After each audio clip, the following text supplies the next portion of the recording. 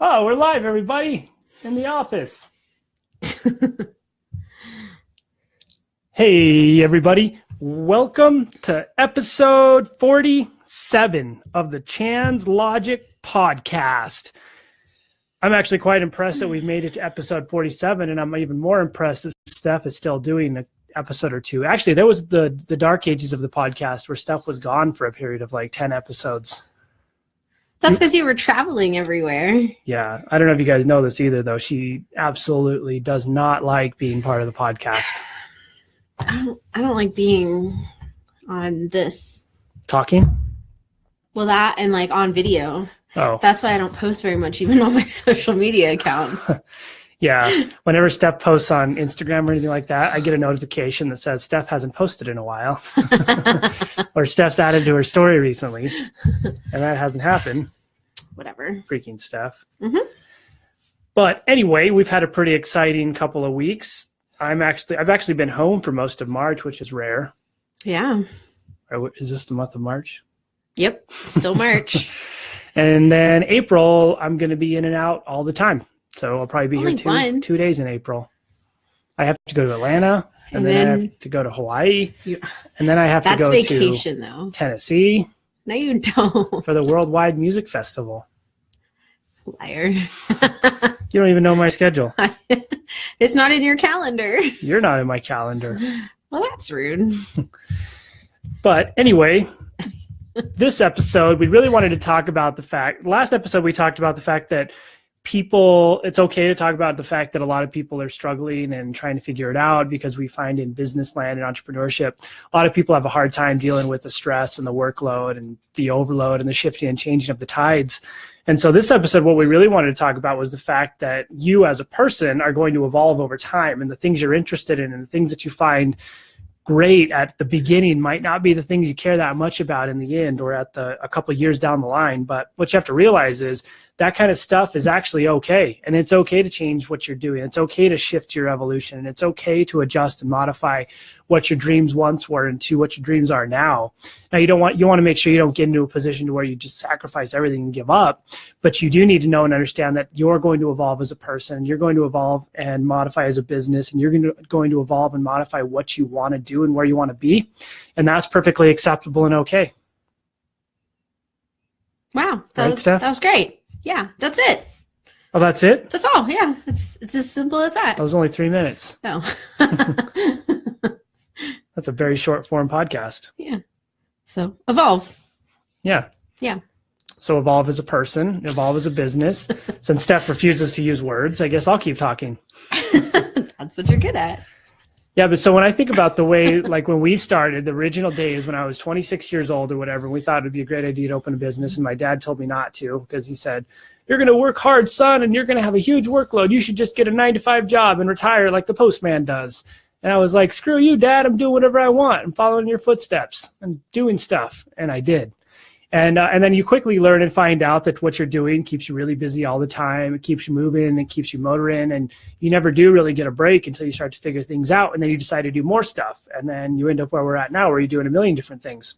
You have no time. Yeah, and you have no time. Anything. But what I really learned along the way was when we originally started the whole thing from a blog, it was all about health and wellness and fitness and all that stuff and being a coach on the floor. And as we evolved as people and as we moved forward and as we figured out what our preferences were and what we really enjoyed doing and what we really liked doing, we realized it wasn't so much just the fitness and the coaching on the floor. And we also realized the consumer doesn't necessarily care about their health and wellness as much as the owner does. But what we realized along the way was it was more about helping people live better lives in all aspects and environments. And as we started working with the Mad Lab Business Group and Out of the Cave Media and building those companies up, we realized that we could help more people essentially by building up these businesses and by creating systems and clarifying brand messages. And we can help these business owners help all the people that they're trying to help. And so we figured out that we actually had a passion and a love for the game up here as entrepreneurs, building businesses up and helping other people build their businesses. And that was really the turning point for us when we realized maybe this is a better route for us than just sitting on the floor coaching people. And coaching people is great, and we love all of the members at our gym and all that stuff, and we still love that aspect. But we really found that the more we started doing the other stuff, the more we grew and the more of a passion we fell in for that. And And that's resulted in a lot of public help, helping people just off the streets, listening to my daily conversations in the car, helping people feel better about themselves, doing talks at hospitals, doing talks all over the world. And I've been to like 27 different places talking. And what we realized was just a few words like that, when you can get it in front of the right people, you can impact more lives than you can with just a physical location. Right.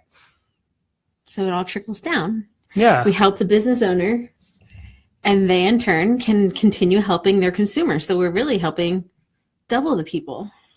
Exactly. Ooh. It's the trickle down effect. Yep.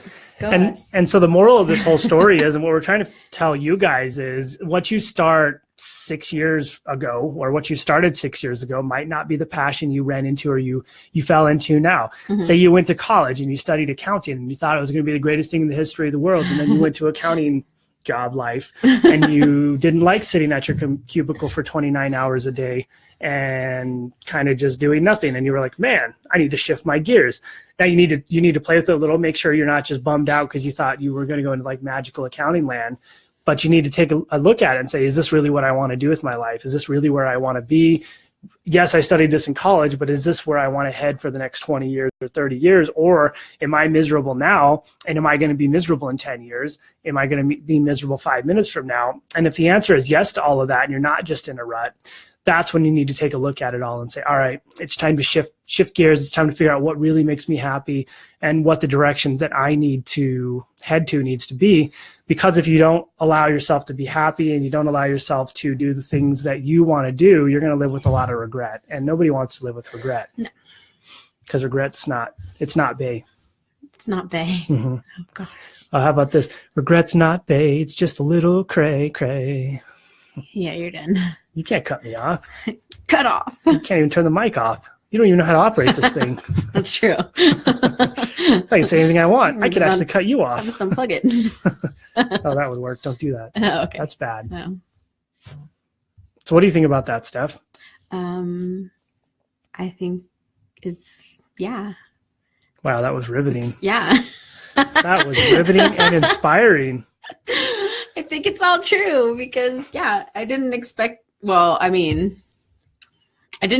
us to be where we are now with all these other things that we're doing, which has been great because I never thought, we'd be doing all these other businesses other than just having a gym and coaching on the floor. But yeah, when we started a blog, I never really thought we'd have an actual physical location, that we owned either. So it's always an evolution from just interwebs to physical back to interwebs actually. But at least we now have a bigger understanding of what exactly we're doing to help everybody. Yeah, exactly. And that's a good point. When we started the gym, we thought we were just going to be gym coaches and crush it. And then all of a sudden we cascaded and snowballed into all these other different things and started building stuff and really molding into what we're doing today. And it may have been even unintentional how we rolled into everything, even though we intentionally did it. But it all kind of, everything rolled into everything. The gym rolled into the Mad Lab group, which was organized around helping other gym owners understand their processes and using the things we learned or we screwed up in the gym originally to help other people not screw those things up. And then learning out of the cave media. So now that we understand how to help people on that side in the gyms, now how do we take this on a service-based industry at a worldwide and global level and help organize and clarify the brand message and help organize and get the dream team together and get the team collaborating and working together and do a lot of teamwork and development with their staff. Mm-hmm. And how do we organize an experience around their brand versus just trying to sell features and benefits? And so it really turned into something that we found a strong passion for, which was organizing and building things for people to, basically we just make businesses simpler, more simple. More simple. More simpler. I don't think that's proper. Is that proper English? I don't think so. Is that UK or US English? More simpler. I think that's just dum-dum English. Oh, dum-dum English. Yeah. Oh. Maybe that makes sense. Yeah. I'm going to use it, though. More simpler. If you're watching and you like more simpler, do a thumbs up. Oh, man. Okay. But the big thing behind all of this is the fact that you are going to grow and you are going to evolve. And it might be like us. You don't hate what you do. You just evolve into other things that you like mm-hmm. more than what you were doing. Or in our case, other things that allow you to have global impact versus just a local impact. And that was really big for me. It was, how can I organize what I'm doing globally and impact a significantly more amount of people, significantly more yeah. amount of people. Shush. Stella's barking. Amount of people in my environment, and how do I turn that into something that allows me to impact millions or hundreds of thousands or whatever, versus just a couple hundred people inside the gym with what I'm doing. Right. And I think it's really neat to be on a phone call at 9 a.m. with someone in New Zealand and then jump on a call in a couple hours with someone over in the United Kingdom, and then be on like 13 states within the next couple calls. So it's really neat. And anywhere we travel and go to, or I travel, I always have friends who are going to help us and friends who are going to help build what we're doing. And when you have friends in foreign environments and they show you around, it's almost like you're a local. True. Right, Steph? Yeah. Are you paying attention? I was. Foreign environments, you're almost like a local. Yeah, I still heard you. I was laughing at Michaela because she was like, oh, turn around real quick. My face, they see it. Yeah. So think about that when you guys are organizing yourselves. Do you want to stay with where you're at, or do you want to evolve on a bigger scale, like we've figured out how to do? Do you just hate what you do and you need to find a new thing? Mm-hmm. All of these things are things that you need to pay attention to, because they're going to impact your life as you move on. They're going to impact the longevity of your happiness, and they're ultimately going to impact your level of regret as you move forward in business and in life. And even in life, if you hate what you're doing when you're going, you got to change it up to figure it out. Or if you're evolving into new environments. Yeah. Sometimes you're like the parent who's fighting with the PTA, right, Michaela? Yeah, and Girl Scout mothers. Oh, yeah. You got to stand up to those kind of people. We have those conversations a lot. But those are the kinds of things. You just got to adapt, change, evolve, adjust. And sometimes you just got to fuck shit up if you need to. Now we're explicit. You said a bad word. We have to beep that out. I just put an explicit rating. I become automatically explicit on the podcast. Gosh. So that's the moral of the story. Steph said about 3.5 words during this entire thing. I said a few words at least. It's more than I normally do. Yeah, that's true. Yeah. So we've done a lot of podcast episodes about like doing stuff, how to execute on strategies and tactics, and how to answering questions. And now we're moving more into episodes about how to change things, how to impact your life, how to impact your business, and a lot of high level overview and a high level viewpoint of where you should go and where you want to go. Because everybody knows they should change something, or everybody knows where they want to go in the back of their mind. They're just always scared to do it, because we're afraid of, oh, what's someone going to think about me when I do this? Or what are the people on social media going to say? Or what's going to happen if I change? Change is scary. Change is not good. But in reality, you just have to say, it's impacting me in a positive or negative way, or it's impacting what I want to do is going to impact me in a better way. And so I'm going to change, move, adjust, modify, and do something to make myself happy. And I'll worry about what everyone else says down the road. Yeah. Like, eventually when, Chan doesn't know it now. Well, I mean, he kind of does, but eventually when it comes full circle again, and I'm saving puppies and kittens and monkeys in Costa Rica or something, and sea turtles. I'm not saving animals in Costa Rica. Because that's my passion. Yeah. And this whole time now I've been helping with business owners and whatnot when I was supposed to go to veterinary school. And so, yeah, full circle, a few more years down the road. Be rescuing all the wild critters. That's true. So maybe we'll buy a house in Costa Rica and Steph can go do that as a philanthropist whenever she wants. Yeah. But anyway, see? Yeah. So you got to impact your dreams and figure out what you want to do with your life. Just remember, don't like buy all these animals and stuff. Don't stack yourself with animals, because then you're stuck with them. Yeah.